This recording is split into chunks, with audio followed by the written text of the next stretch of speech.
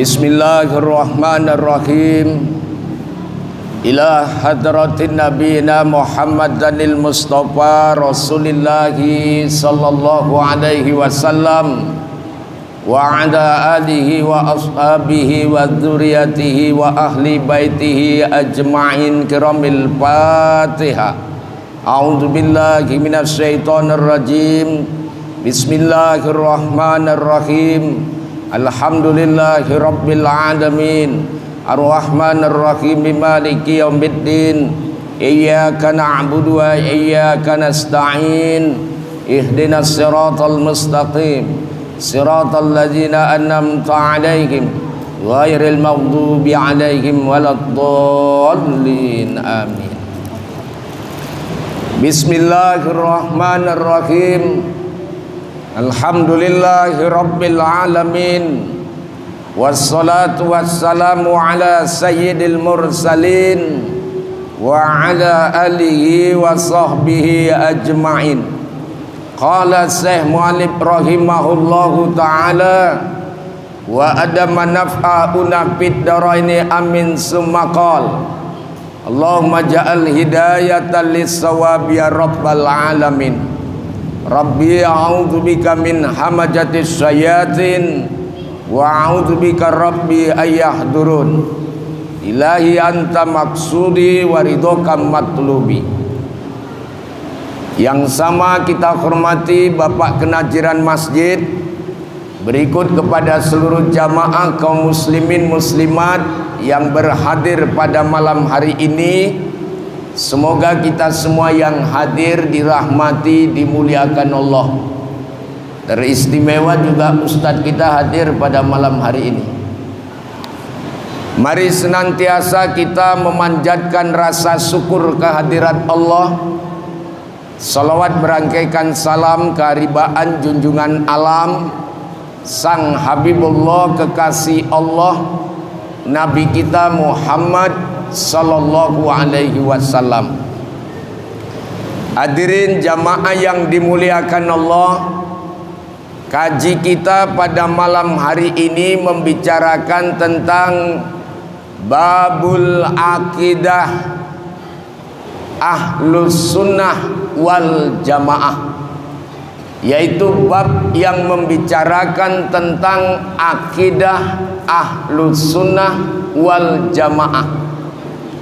Kenapa ini kita bicarakan? Karena hari ini dalam Islam banyak berbagai paham-paham. Tentunya menyangkut paham persoalan akidah. Dan kalau hari ini kita tetap berpegang kepada paham Ahlus Sunnah wal Jamaah, tentu itu ada rujukan dan hadisnya. Maka dalam konteks ini Rasulullah sallallahu alaihi wasallam menyatakan dalam hadisnya, riwayatnya Tabrani, tapi hadis ini diambil oleh imam besar kita As-Sarastani dalam kitab Al-Milal wan Nihal pada juz 1 halaman 11. Apa bunyi hadis itu?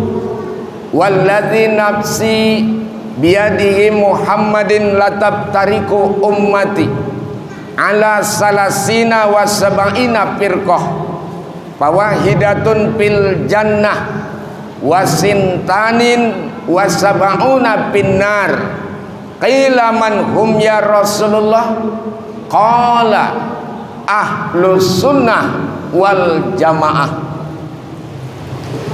Kata Rasul, demi Allah yang jiwaku berada di tangannya, sesungguhnya umatku akan terpecah nantinya menjadi 73 golongan, yang 72 masuk neraka, yang satu itulah yang masuk surga.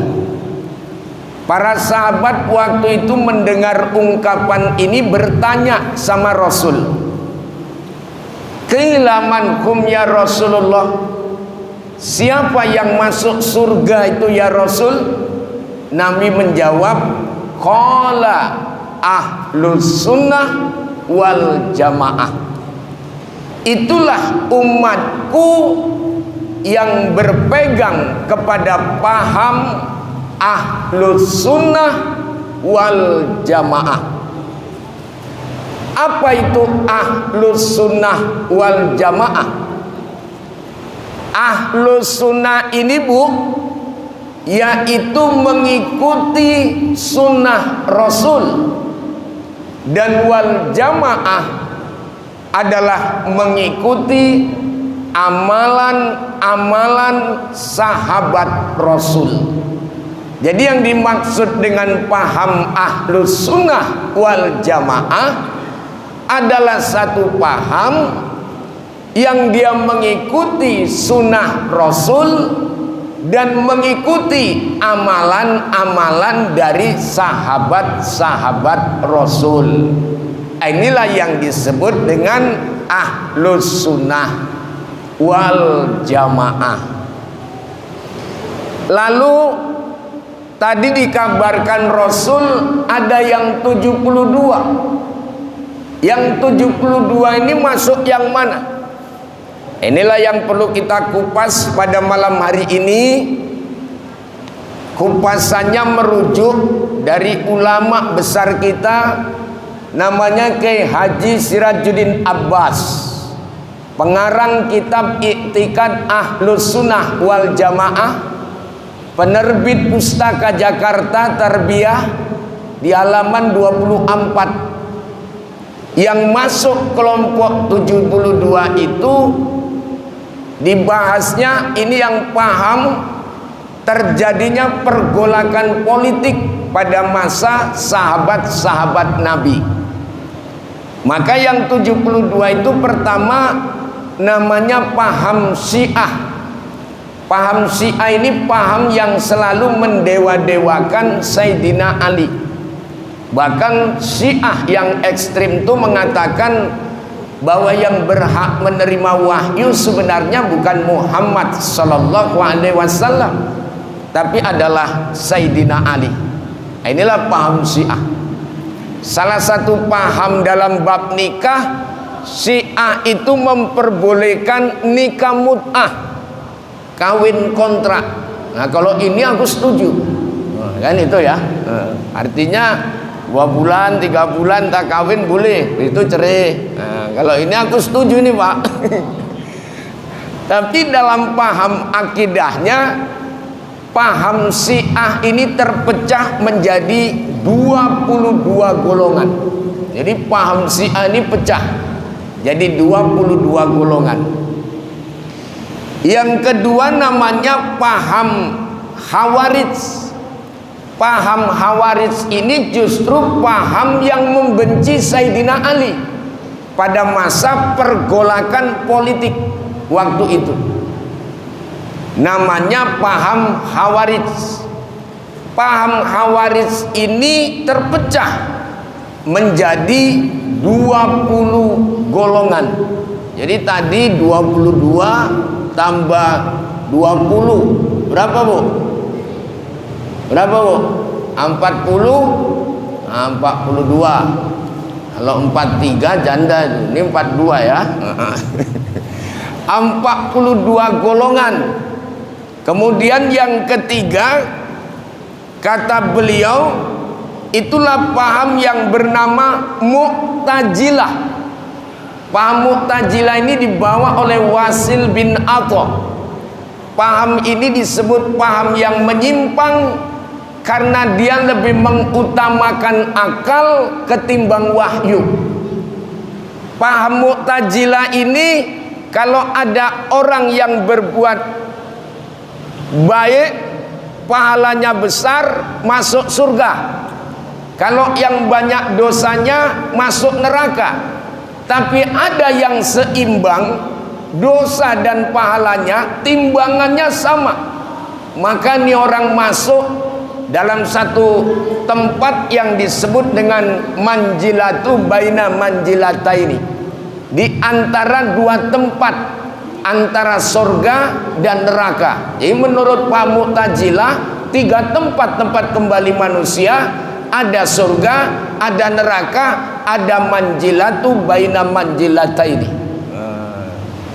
Jadi di antara surga dan neraka ada rupanya tempat itu. Mungkin sedang pelaksanaan pemborongan proyek itulah ini ya. Belum siap gitu. Ini paham Mu'tazilah. Dia lebih mendewakan akal ketimbang wahyu. Paham Mu'tazilah ini pun pecah menjadi 20 golongan. Jadi jumlah semua 62. Berikutnya ada namanya paham Murji'ah. Paham Murji'ah ini paham yang tidak meyakini akan sifat-sifat Allah.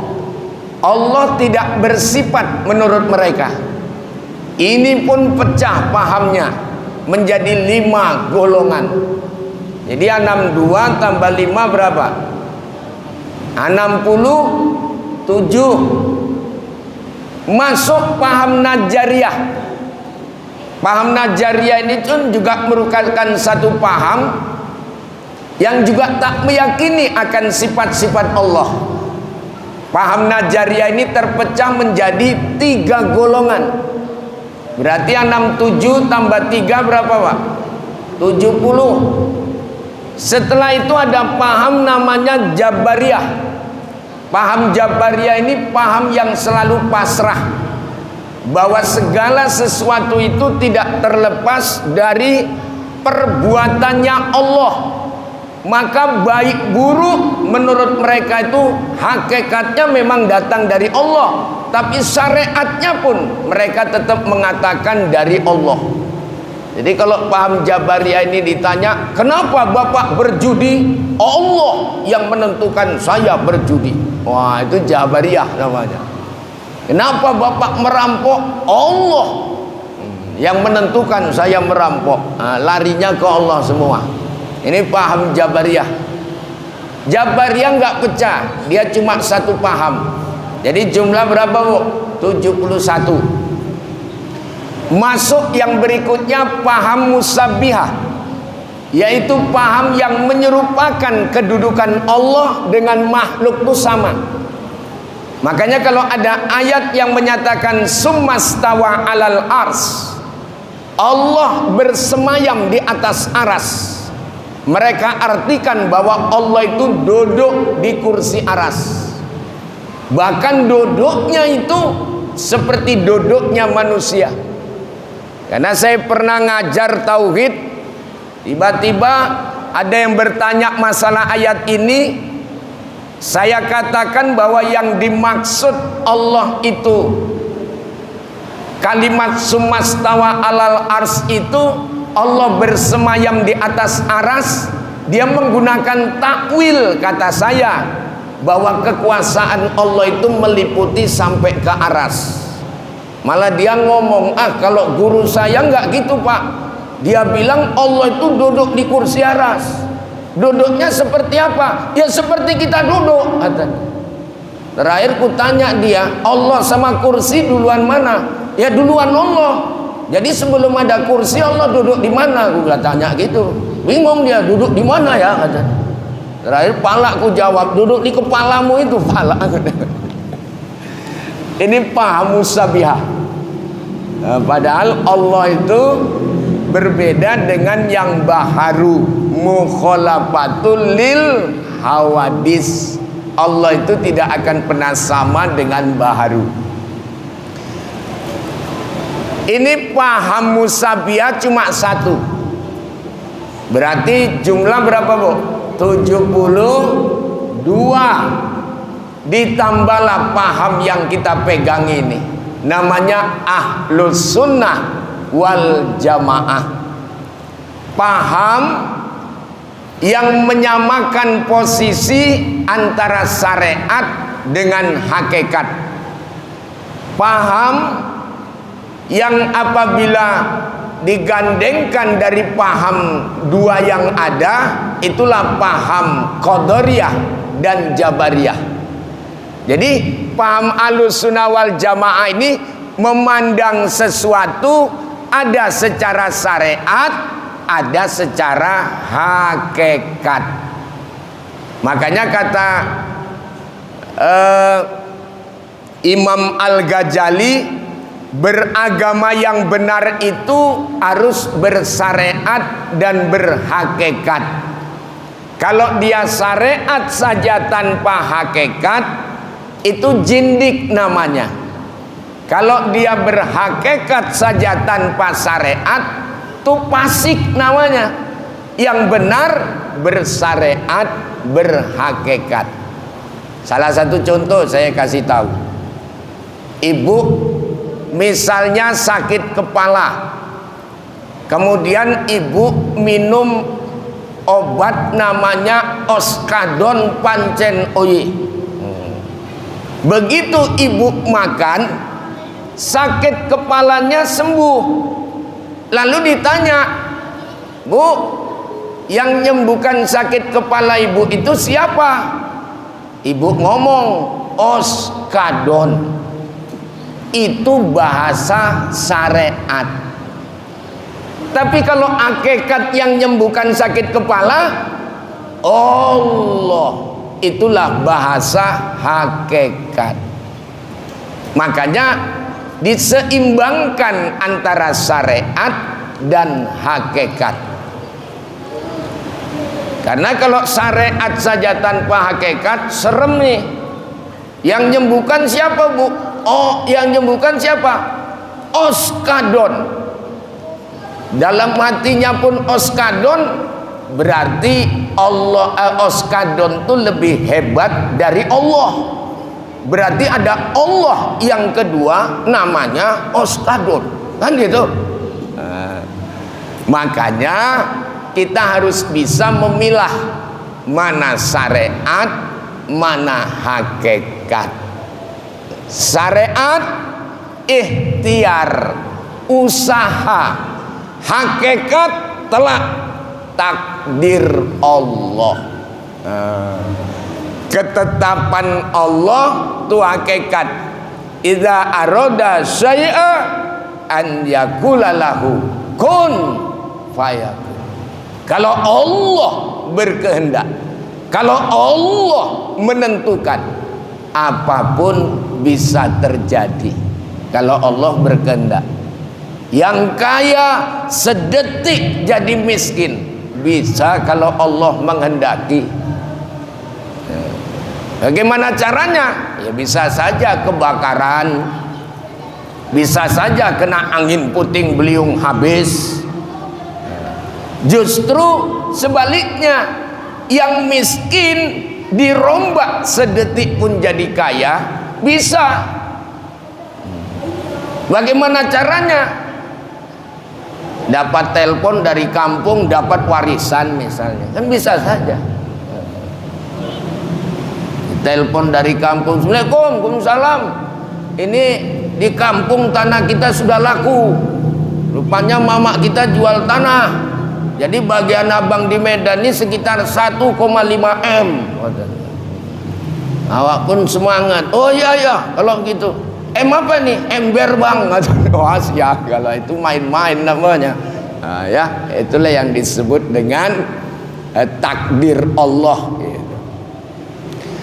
Nah, sekarang kita bahas yang 73 itu rupanya sudah jelas terdiri dari berbagai paham-paham yang ada di dalam Islam ini. Dan kalau hari ini ada paham-paham yang lain, ya mungkin dia masuk dalam paham yang kita bicarakan. Karena hari ini Pak bebas harga jual pasar, soal agama di Indonesia ini ada saja peminatnya. Yang masih dilacak di Jawa, satu pesantren imamnya sholat perempuan. Ini sedang viral sekarang ini. Itu kan termasuk aliran yang sudah bukan aliran lagi itu ya. Bukan aliran istilahnya. Yang lebih-lebih sesat lah, orang perempuan pula jadi imam. Dulu saya waktu ketua MUI di Percut Setuan ini pun juga sempat menangkap 4 pemahaman agama yang agak beda dengan kita. Bahkan ada pula yang sempat ngaku nabi. Ada yang ngaku nabi ada. Saya waktu ceramah di Karanggading, Stabat, ada baru pengajian tuh dibubarkan sama kepala desa. Kenapa? Gurunya ngaku nabi. Saya tanya sama Pak kepala desa, gurunya dari Arab Pak? Enggak, dari Jawa. Oh, dari Jawa. Dari Jawa, ngaku nabi kata. Luar biasa ini kan.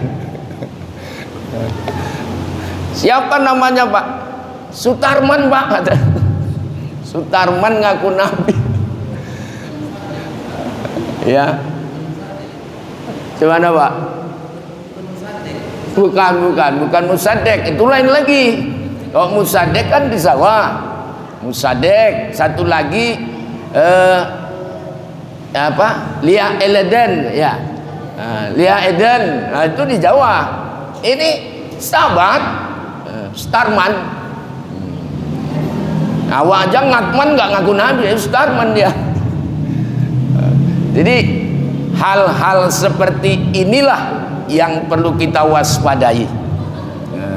Ya, artinya banyak berbagai paham, makanya kalau kita ngaji juga harus hati-hati.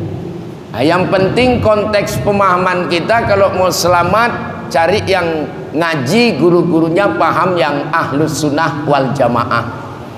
Kalau di Tembung ini ya istimewa, kita ngaji selalu ngaji-ngaji kitab.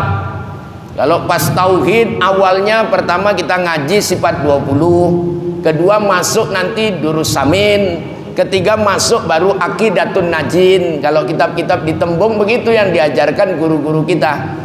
Tuan Guru Haji Okam Mas'ud almarhum, Tuan Guru Abdul Halim, dari mulai Tuan Guru almarhum Suman dulu begitu diajarkan di Tembung ini.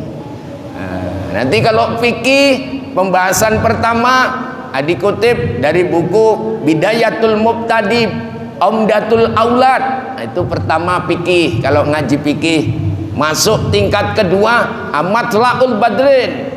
Masuk tingkat ketiga Sabilal Muhtadin. Nah, itu belajar-belajar yang secara keilmuan.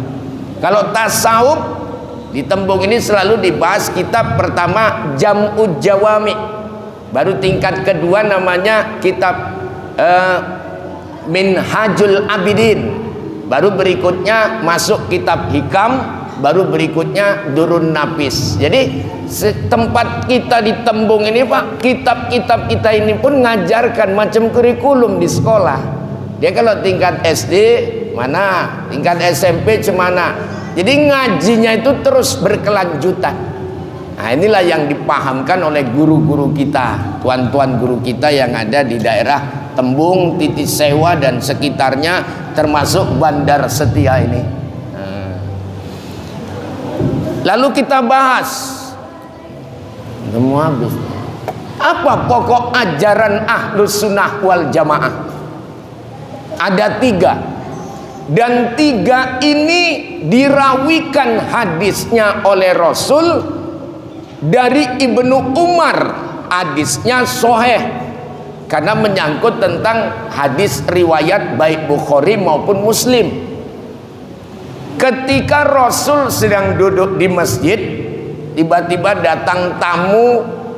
Sahabat-sahabat terpelongok, tidak mengerti tamu ini siapa, kok tiba-tiba duduk dekat Rasulullah. Lututnya diimpitkan dengan Rasulullah. Kemudian dia bertanya, "Ya Rasulullah, ma huwal Islam?" Apa itu Islam? Nabi menjawab, "Al-Islam antas hada an la ilaha illallah wa ashadu anna Muhammadar Rasulullah wa tuqimas sholata wa tu'tiyaz zakata wa tasaumar Ramadan wa tahijjal baita in istata'a ilaihi sabila."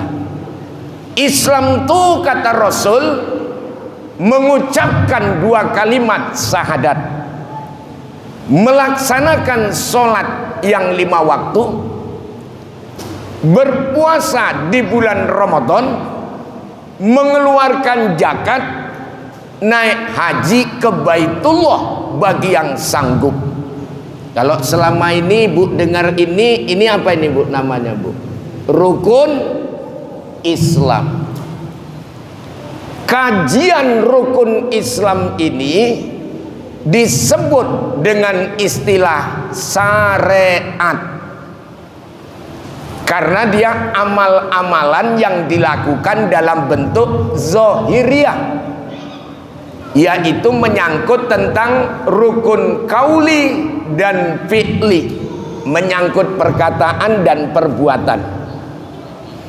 Rupanya orang ini nanya lagi, ma huwal ihsan? Apa itu ihsan ya Rasulullah? Rasul menjawab, al ihsan anta budallaha ka'annaka tarahu fa illam takun tarahu fa innahu yaraka. Kamu menyembah Allah seolah-olah kamu melihat Allah. Kalaupun kamu tidak melihat Allah, Allah yang melihat kamu. Nah, ini perhatikan kalimatnya. Kalau kamu beribadah merasa melihat Allah, ini dalam kajian tasawuf disebut dengan musyahadah, penyaksian diri akan Allah. Tapi kalau kamu belum nyampe merasa melihat Allah, merasalah kamu yang dilihat Allah. Dalam kalimat tasawuf disebut dengan muraqabah, merasa diri dekat dengan Allah. Nah, ini ihsan ini kajinya disebut dengan tarekat. Ya Bu. Bu. Jadi tadi syariat, ini tarekat. Rupanya orang ini nanya lagi sama Rasul, ma huwal iman? Apa itu iman? Al iman antu'mina billahi wa malaikatihi wa kutubihi wa rasulihi wal yaumil akhiri wal qadri khairihi wa syarrihi. Iman, kamu percaya kepada Allah, dengan malaikat-malaikat Allah, dengan rasul-rasul Allah, dengan kitab-kitab Allah, dengan hari kiamat, dan dengan takdir baik buruk datangnya dari Allah. Ini dikenal dengan rukun apa Bu? Rukun iman. Dan bicara iman, inilah yang disebut dengan hakikat. Jadi lengkap yang ditanyakan nih orang sama Rasul. Rupanya orang ini siapa Pak? Malaikat Jibril nanyakan kepada Rasul yang ngajari para sahabat semuanya. Beliau bukan nggak tahu, tapi untuk ngajarkan sahabat. Kalau begitu, sudah di zaman Rasul dijelaskan pembelajaran Islam, pembelajaran yang berhaluan Ahlus Sunnah wal Jamaah, menyangkut syariat, itulah ilmu fikih, tarekat itulah ilmu tasawuf, dan hakikat itulah ilmu tauhid. Jadi ini Pak, kalau kita bahasakan dalam satu buah, syariat ini kulitnya, tarekat ini isinya, hakikat itu rasanya. Makanya orang nggak bisa ngomong, alah kita syariat aja, ngapain ngaji-ngaji tarekat? Di syariat aja, itu sama dengan makan kulit aja lah. Untung kulit apel, kalau kulit durian coba nggak berdarah-darah Pak. Coba. Makanya kenapa amal-amal kita ini hanya bersifat ritual? Karena kita duduk di syariat. Kalau soal umroh, berapa kali kita umroh? Kalau soal sholat, berapa banyak kita mengerjakan sholat? Kalau soal puasa, tiap Ramadan kita puasa Ramadan. Tapi adakah amal-amal itu mempengaruhi karakter dan kepribadian kita? Karena amal yang dikerjakan hanya menyentuh pada aspek ritual, tidak menyentuh pada aspek spiritual. Makanya kita beramal kadang tidak merasakan amal itu. Kenapa? Karena amalannya cuma syariat. Makanya ada istilah sholat lagi, bentar-bentar udah azan, bentar-bentar azan. Seolah-olah sholat itu jadi beban sama dia. Kenapa? Karena dia tidak merasakan nikmatnya sholat. Karena sholatnya cuma duduk di syariat, tidak duduk di tarekat, apalagi di hakikat, sehingga dia tidak merasakan nikmatnya sholat. Paham ya Bu? Paham ya Bu? Nah, jadi ngaji ini tidaklah sebatas syariat saja, tapi harus ke dalam. Bagaimana menyentuh pada aspek thorikat. Kalau aspek syariat, amal yang menyangkut jasmani kita. Kalau ilmu tarekat, amal yang menyentuh pada lapisan kolbu kita. Kalau amal hakikat, itulah amal yang menyentuh pada aspek ruh kita. Makanya kenapa ada syariat, ada tarekat, ada hakikat? Karena diri manusia itu ada 3 unsur di dalamnya. Pertama, unsur jasmani. Inilah jasad kita ini. Dan ini bukan diri bapak, diri ibu.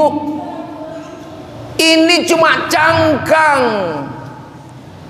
Ini cuma kulit yang kita pakai di dunia ini, dan ada masanya nanti kulit ini nggak terpakai lagi. Namanya jasmani. Jas itu kan mani itu kan sperma. Jadi diri kita yang jasmani ini memang dari sana dicipta dulu. Dan ini bukan diri bapak, diri ibu. Diri bapak, diri ibu yang di dalam diri itu. Apa namanya? Ruh. Pernah bapak ibu nengok orang mati? Orang yang sudah meninggal? Tengok, telinganya masih ada, matanya masih utuh, mulutnya masih ada. Tapi kenapa nggak bisa mendengar? Tapi kenapa tidak bisa melihat? Tapi kenapa tidak bisa berkata-kata lagi? Apanya yang kurang? Ruh sudah tidak ada lagi pada jasadnya. Ruh meninggalkan cangkangnya. Itu makanya perlu kita pahamkan diri kita itu siapa. Makanya dalam dunia thoriko diajarkan mengenal diri. Karena kalau kamu kenal dirimu, kamu akan kenal dengan Tuhanmu. Mana dalil hadis Nabi, man aropa nafsahu pakot aropa robbahu. Siapa yang mengenal dirinya, pasti dia mengenal Tuhannya. Dirimu itu siapa? Kamu itu dari mana? Sekarang sedang di mana? Dan akhirnya mau kemana? Harus paham diri. Makanya kita lebih sibuk untuk melihat diri daripada melihat yang lain. Tengok diri ini Bu. Kalau jasad berubah. Kalau jasad kemarin sih kenceng, sekarang sudah usia tua gini mulai kendur. Tapi ruh kita tetap itu. Tidak pernah dia tua, tidak pernah dia muda. Dia tetap sifatnya statis, dan itu adalah tiupannya Allah. Al-Hijr 29, fa idza sawaituhu wa nafahtu bihi mir ruhi. Setelah jasad sempurna, dari mulai nutfah menjadi alaqah, dari alaqah menjadi mudghah, maka ditiuplah ruh itu ke dalam jasad. Hiduplah dia. Tapi ketika hidup, kecenderungan untuk bergerak, maka muncullah sesuatu yang baru yang disebut dengan jiwa. Jadi dalam diri kita ini ada jasad, ada ruh, ada jiwa. Kalau saya ibaratkan HP, jasadnya itu casingnya, ruhnya itu baterainya. Tapi kalau HP ada casing, ada baterai, belum bisa hidup kalau tidak ada SIM card yang memprogram supaya kita bisa WA, bisa SMS. Tentu ada namanya SIM card. SIM card itulah yang disebut dengan jiwa. Bahasa Arabnya nafs.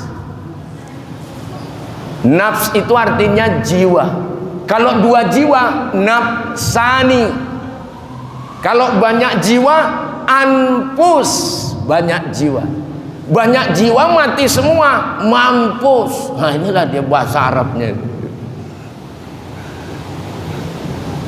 Makanya gini Pak, semua ini kan kita konsepnya innalillah. Mau tak mau semua ini bakal innalillah. Cuma kadang-kadang ketika saya bicara mati kok banyak yang takut. Oh, jangan saya dulu lah Pak Ustadz. Kalau bisa Ustadz dulu, malah saya pula yang ditawari gitu. Innalillah itu sebenarnya pulang kampung. Ini dunia bukan tempat kita. Dunia ini cuma persinggahan sementara. Ruh tadi siapa yang niup? Allah. Kalau begitu kita kembali ke Allah tuh ruh. Pulang kampung, biasanya orang pulang kampung kan senang. Ada yang pulang kampung sedih Pak. Hari Raya Idul Fitri pulang kampung kan senang. Jumpa orang tua di kampung, jumpa kakak, keluarga, kan seneng. Saya tanyalah bapak ibu, pulang kampung seneng nggak Bu? Seneng. Mati juga pulang kampung, seneng nggak mati?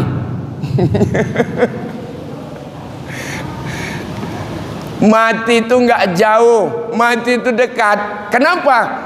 Karena innalillah itu artinya sesungguhnya kita dari Allah pulang ke Allah. Allah itu apa? Jauh, dekat, bukan jauh. Mana dalil kalau Allah itu dekat? Al-Baqarah 186. Wa ijab sa'alaka ibadi anni fa inni qarib. Kalau hambamu Muhammad bertanya tentang aku, katakan aku ini Allah sangat dekat. Kurang jelas lagi dekatnya seperti apa?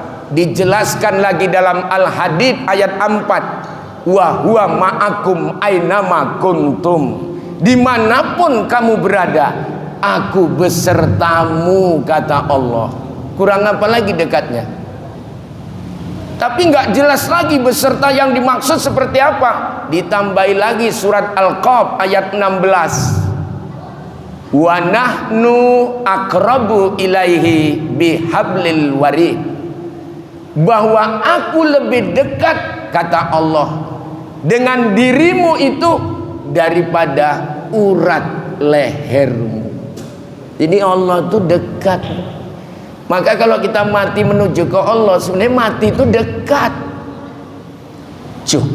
Cuman yang mengatakan dekatnya itu tentunya tak terlepas dari kesadaran kita dalam bertuhan. Kesadaran saja, menyangkut rasa saja. Makanya dekat manusia dengan Allah tidak ditentukan dengan jarak atau geografis. Kadang-kadang ada yang berjarak dekat pun dia jauh. Contoh, ini suami dekat, ini istri dekat.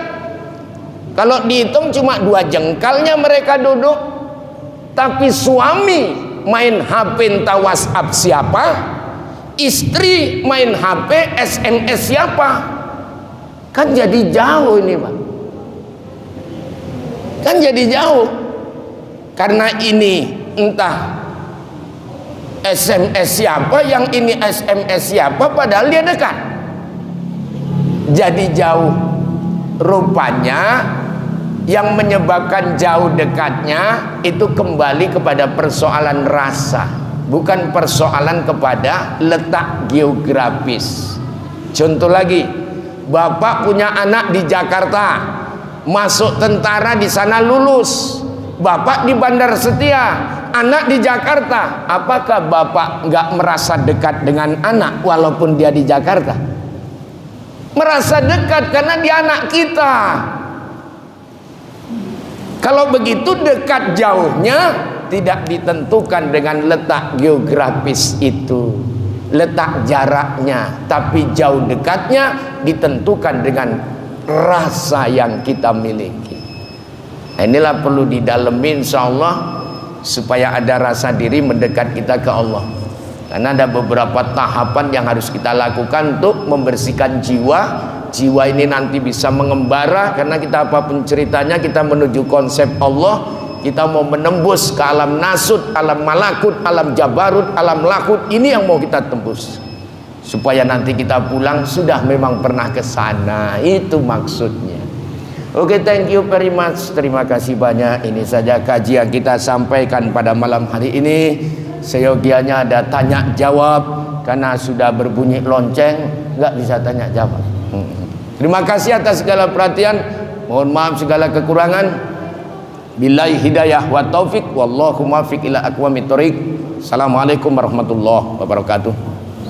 Nama berkah kita tutup doa. Auzubillahi minasyaitonirrajim. Bismillahirrahmanirrahim. Alhamdulillahirabbil alamin. Wassalatu wassalamu sayyidil mursalin wa ala alihi washabbihi ajmain. Allahumma a'inna ala dzikrika wa syukrika wa husni ibadatik. Allahumma ja'al jam'ana hadza jam'a marhuma wa tafarruqana min ba'dihi tafarruqan maksuma. Rabbana atina fid dunya hasanah wa fil akhirati hasanah wa qina azabannar. Wa sallallahu alaihi walhamdulillahi rabbil alamin. Taqabbalallahu minkum.